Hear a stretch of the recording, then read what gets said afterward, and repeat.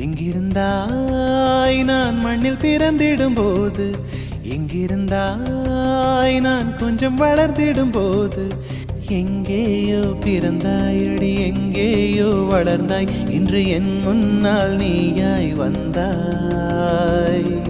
இதற்கென்ன அர்த்தம்? என் உயிரெல்லாம் சத்தம், அடி எனக்காக நீயும் வந்தாய்.